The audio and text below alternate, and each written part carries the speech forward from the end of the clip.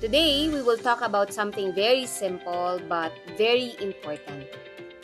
Kailan nga ba na yung pagiging mainit lang becomes dangerous? Let's talk about heat stroke.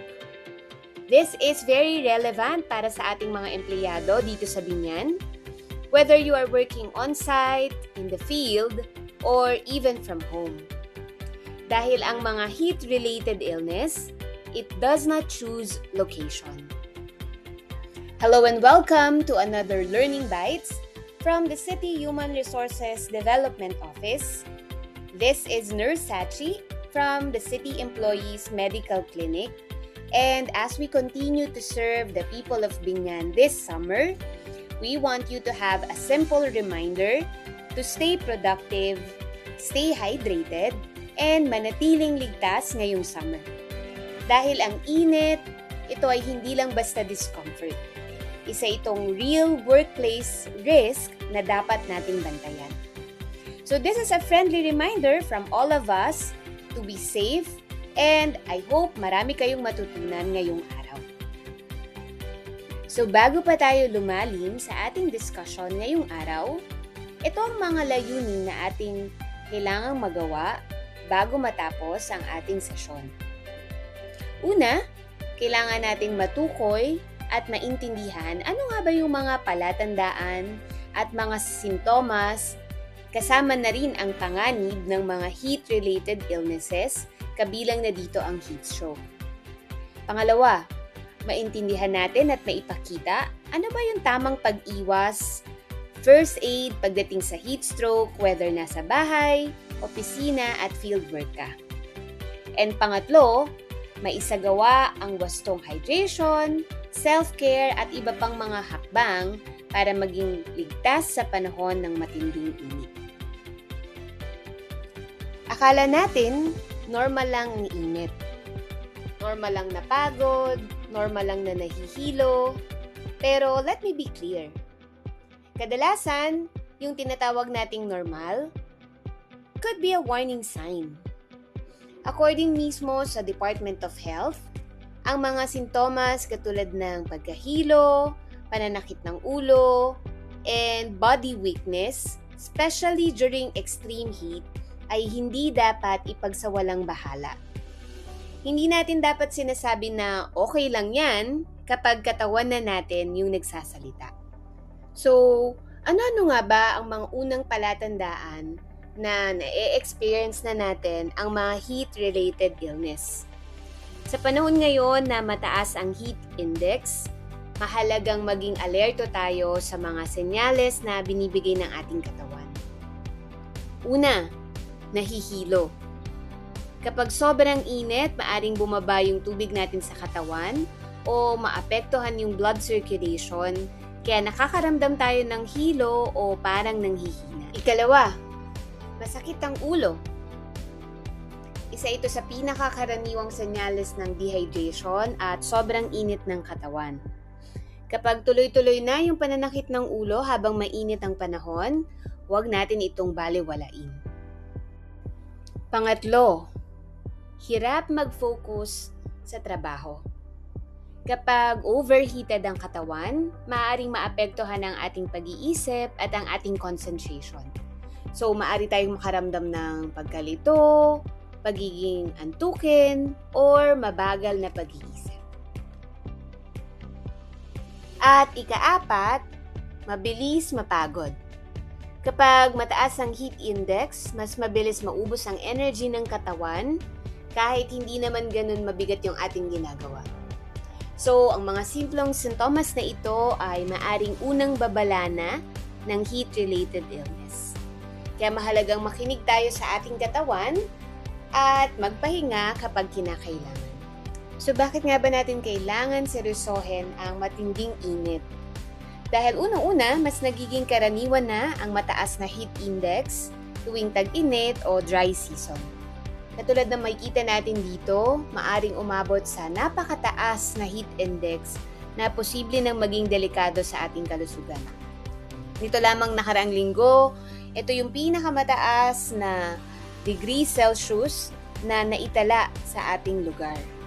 Kapag mataas ang heat index, mas mabilis uminit yung ating katawan and mas mataas ang possibility ng heat exhaustion at heat stroke. Kaya mahalagang maging handa tayo at maging maingat lalo na kapag merong mga heat index advisories.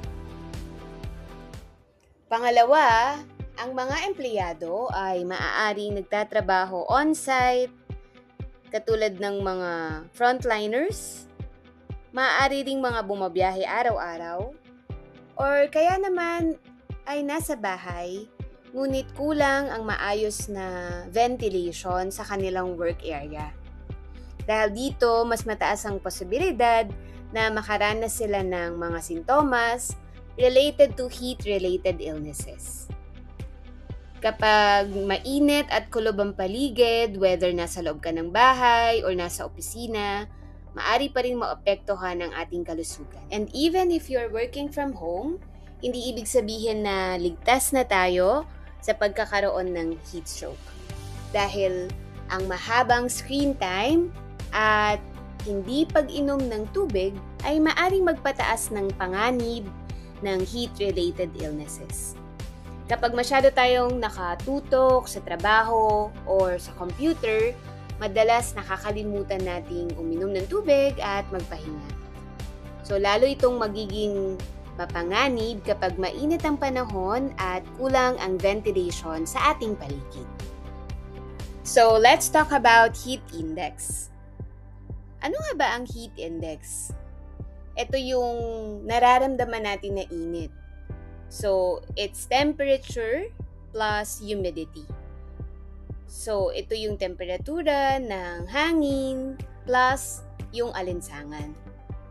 Usually, ito yung nararamdaman natin na pag 34 degrees Celsius, yung temperature, it sometimes can feel like up to 40 or 45 degrees more. Meaning, mas intense yung init kesa sa nakikita natin sa temperature or sa mga weather application. So, let's break it down simply. According sa Pag-asa Heat Index, kapag ang temperature ay umabot from 27 to 32 degrees Celsius, this is already a caution. Temperature of 33 to 41 degrees Celsius means extreme caution. And kapag umabot ng 42 to 51 degrees Celsius, it is already considered to be at a dangerous level. Pero kapag umabot na siya from 52 and above, that is extreme danger. So kapag nasa danger level na tayo, there is already a real risk of heat stroke. The reality is that maraming areas sa Luzon, kasama na ang Binyan, na nakaka-experience ng dangerous heat index levels. Kaya mag-ingat dahil ang pinakamataas na heat index ay between 11 a.m. to 4 p.m. Now, here's something many people miss. Akala natin safe tayo kapag nasa bahay. Pero hindi. So, kahit naka-work from home ka, risk factors could include kulob na kwarto, poor ventilation, tuloy-tuloy na pagtatrabaho na nakakalimutan na nating uminom ng tubig. So, kahit work from home ka, pwede ka pa rin ma-heat stress or heat stroke. So, ngayon pag-usapan natin, ano nga ba ang heat stroke? Kailangan nating tandaan that heat stroke is a medical emergency. So, ibig sabihin, ito yung hindi na kaya ng katawan na i-control yung body temperature. Na minsan, umaabot ang temperatura ng katawan hanggang 40 degrees Celsius or mas mataas pa. So, again, tandaan natin na kapag heat stroke, kailangan na agad ito ng emergency treatment. Dahil kapag walang agarang aksyon, maaring lumala ito sa mas matinding kondisyon. Unang-una, pwedeng magkaroon ng brain damage na mahirap nang ibalik sa normal. Pangalawa, maaring mag-fail ang mga vital organs katulad ng heart, kidneys, at liver. And worst case, pwede itong maging life-threatening or mauwi sa kamatayan. Minsan, hindi agad kita sa labas yung bigat ng kondisyon, but remember, every minute counts. So, importante ang mabilis na pagkilala at agarang aksyon. So, ngayon, alamin natin ano ba yung pagkakaiba ng heat exhaustion or simpleng pagkapagod dahil sa init versus heat stroke. Heat exhaustion can cause dizziness, pagkahilo, labis na pagpapawis, malamig at pawisan na balat, pagsusuka, at muscle cramps.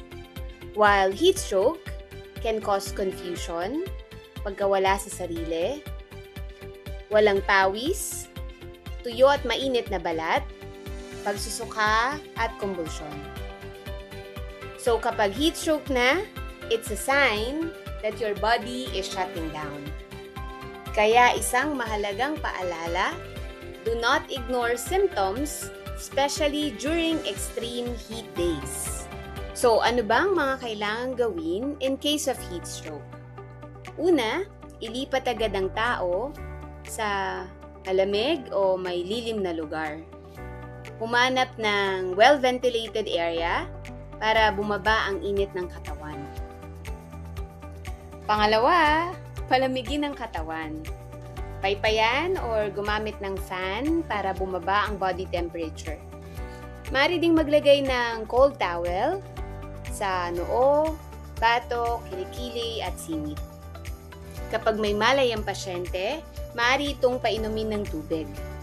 Tandaan na huwag pilitin kung nahihilo, confused, or hindi makalunok ng maayos. And finally, seek medical help immediately. Huwag na nating hintaying lumala because heat stroke can progress fast. Dahil ang mabilis na aksyon can actually help save lives. Now, let's talk about daily habits because prevention should be a lifestyle para iwas heat stroke. First, hydrate regularly. Drink water at least every 30 to 60 minutes. Keep water within reach at all times. And increase your intake, especially during hot days. And you may also include electrolyte like coconut water for hydration. Pangalawa, kailangan maging handa tayo bago tayo ma-expose sa matinding init. So, kapag lalabas, mag-field work or magko-commute, make sure na magsuot ng presko at magaan na damit. Gumamit ng payong, cap, or towel para protection sa araw. Magdala palagi ng tubig. And hanggat maaari, umiwas sa direct sunlight, lalong-lalo na sa tanghali. Pangatlo, mahalaga na mag-self-check muna tayo. So, bago pumasok or mag-fieldwork, tanungin ang sarili kung nahihilo ba ako, masakit ba yung ulo ko, sobrang pagod ba yung pakiramdam ko, kulang ba ako sa tulog or kulang ba ako sa tubig. Minsan kasi, pinipilit pa natin na magtrabaho kahit may nararamdaman na pala yung katawan natin.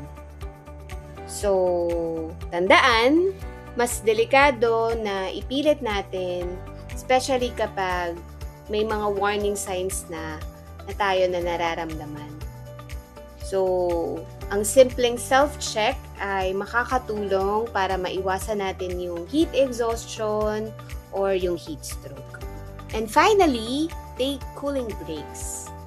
Hindi kailangan na hintayin na mahilo o manghina bago magpahinga. Kapag nasa field or nasa biyahe o naka-work from home, especially sa mainit na lugar, make sure na makapagpahinga sa may lilim o mas malamig na area, mag-electric fan kung maaari, and maaari din na hilamos or magpunas ng malamig na bingko and uminom ng tubig regularly. Sa gitna ng trabaho, deadlines at araw-araw na pagod, kasama ng mainit na panahon, madalas nakakalimutan natin ang pinaka-importante, ang ating kalusugan. Kaya't muli, from the City Human Resource Development Office and City Employees Medical Clinic, we are reminding you not to ignore yung mga signs katulad ng pagkapagod, hilo, sobrang init, or panghihina. Bigyan ng sarili ng time to recover. Kasi the reality is kapag inaalagaan mo ang katawan mo, mas productive at mas makapagserbisyo ka ng maganda para sa komunidad at para sa bayan. Because in the end, your health matters. Again, maraming salamat at magandang araw po sa inyong lahat.